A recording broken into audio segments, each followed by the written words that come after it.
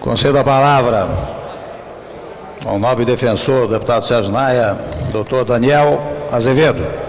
Senhores deputados, inquestionavelmente, não se pode pretender uma acusação nestes moldes. Bati ontem à porta do Supremo Tribunal Federal, evidenciando a impossibilidade de este julgamento hoje se realizar pela manifesta ocorrência de cerceamento de prova. Vejam bem que aqui, ao começar dos trabalhos, quando Sua Excelência, o eminente deputado Marconi Perillo, lia o seu relatório, eu ali tive a impressão de que ele encarnava a figura do verdugo, caminhando a levar o deputado Sérgio Naia ao cadafalso. É absurdo, é inadmissível que uma conduta desta tome corpo e se avantaje na casa da lei. Porquanto a revolta chega a um ponto tão grande, deputados, que aqui nós vimos, ao transcurso da leitura deste relatório, Sua Excelência, o deputado Marconi Perillo, encarnar a figura legendária de Procusto. Como sabemos, Procusto, da tradição grega, costumava abater suas vítimas para colocá-la no seu leito. Se a vítima era de uma extensão de 1,5 metro ou 2 metros, e o leito de Procusto tinha a extensividade apenas de 1, eis que ele cortava os membros desta vítima e os emendava para que a dimensão da cama fosse preenchida.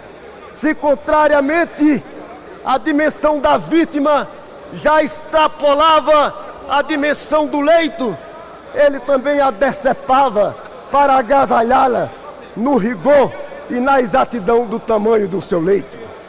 Foi feito isso aqui. Um relator não é um verdugo. Um relator não é o régulo da comarca nem da Câmara, porque ele tem a responsabilidade de manter fidelidade para com a verdade. Mas isso aqui ecoou aos ouvidos de todos, dando aquela impressão de que a voz da Rede Globo teria o condão da verdade. Queremos condenar e vamos condenar, mas eu ficarei com a voz da lei, eu ficarei com a voz do ordenamento jurídico, porquanto sem prova, porquanto sem amplitude da prova, não se pode condenar. Admirei-me muito que se esquecesse exatamente aqui o postulado maior da Constituição Federal, cujo artigo 5º e inciso 55 assegura o devido processo legal. Deixa evidenciado a mais não poder que a prova há de ser plena para que se tenha realizado um julgamento justo.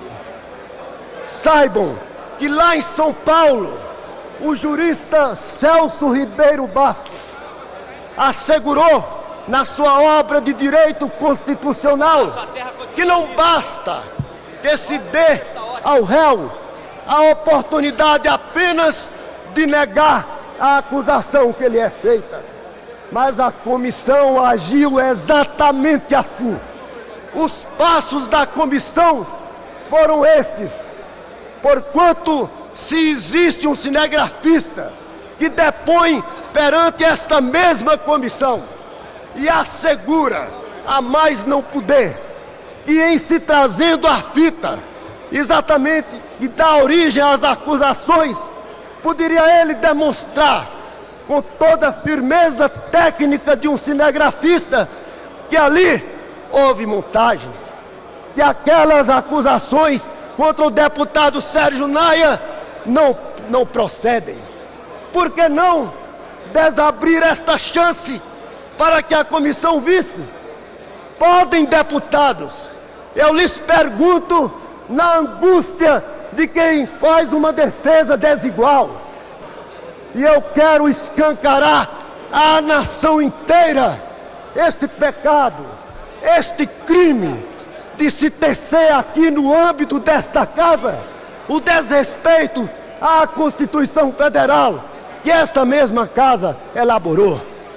Foi, Sua Excelência, o deputado Marconi Perillo, e disse ao eminente ministro Mar Galvão, no seu gabinete, acompanhado de outros parlamentares, inclusive o deputado Genuíno, ele fez a afirmativa de que a instrução já houvera encerrado. Isso é uma inverdade. E eu, no meu patriotismo de brasileiro, me levanto contra isso e trago à nação e aos parlamentares esta verdade, porque não estava encerrada.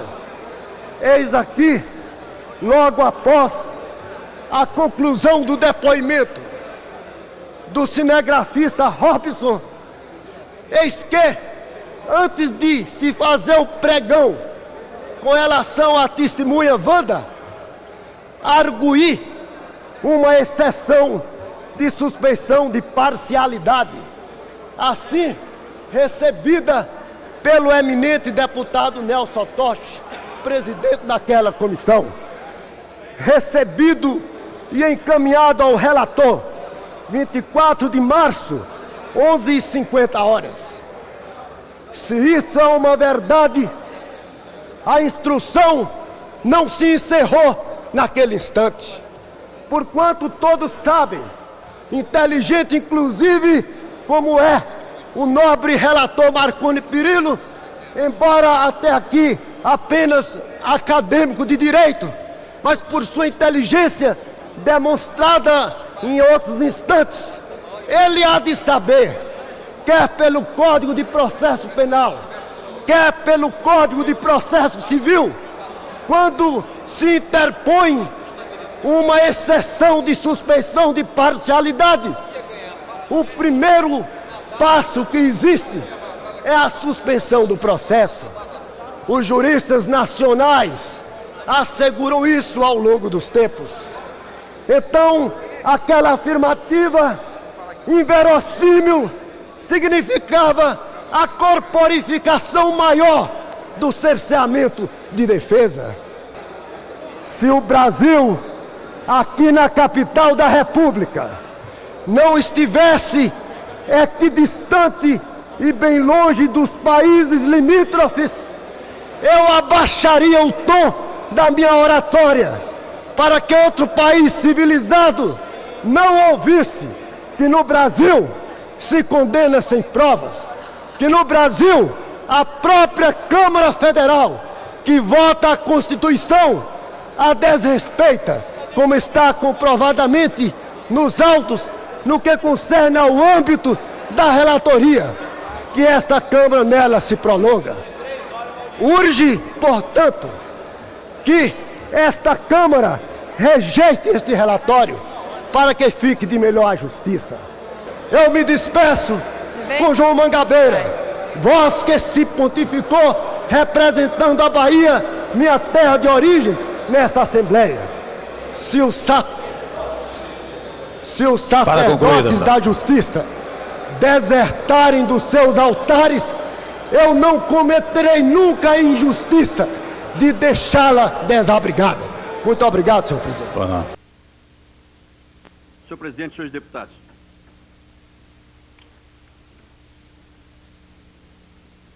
Tenho absoluta convicção